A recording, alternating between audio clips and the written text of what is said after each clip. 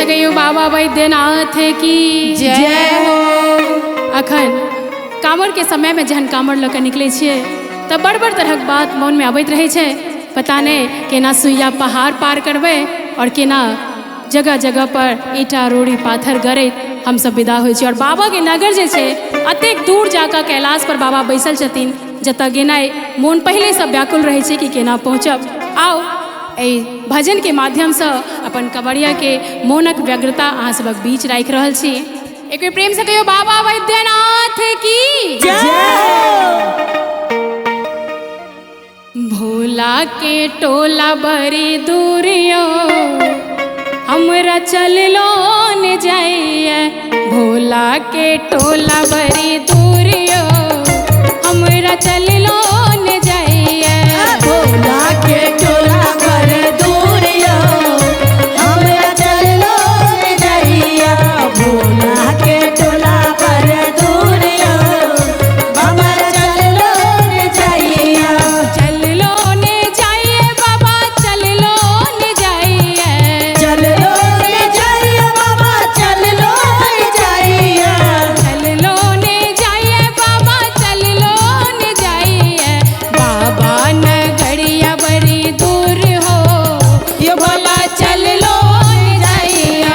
भोला के टोला बड़ी दूरियो ये भोला चललो न जाइए। भोला के नगर बड़ी दूरियो हमरा चललो न जाइए। क्या बात है, जय हो। हर हर महादेव।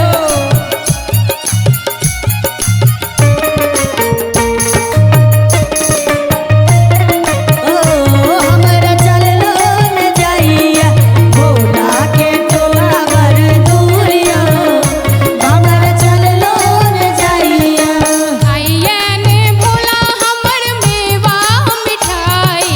मेवा मिठाई हमर मेवा मिठाई। खोआ मिठाई बाबा खोआ मिठाई। खोआ मिठाई बाबा खोआ मिठाई। अंगिया धतूर बड़ा दूर हो भोला चललो न जाइए। भोला के ठोला बड़ा दूरियो हमरा चललो न जाइए।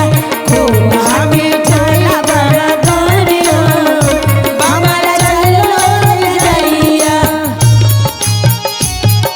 क्या बात है, क्या बात है।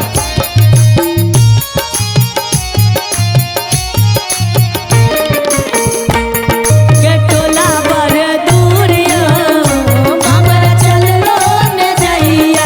भोला के टोला बड़ी दूरियो हमरा चललो न जाइए। पहिरे ने भोला हमर धोती आ कुर्ता। पहिरे से पूरा हमर धोती कुर्ता।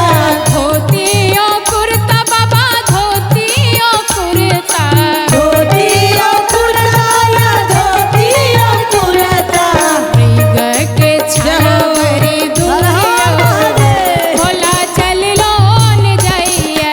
दुर्गा के छान कहाँ पाइयो भोला चललो न जाइए। दुर्गा का माला कहाँ पाइयो भोला चललो न जाइए। भोला के टोला बड़ी दूरियो भोला चललो न जाइए। चललो के जाइए रे दूरियो भोला चललो न जाइए। बाबा विश्वनाथ की जय हो।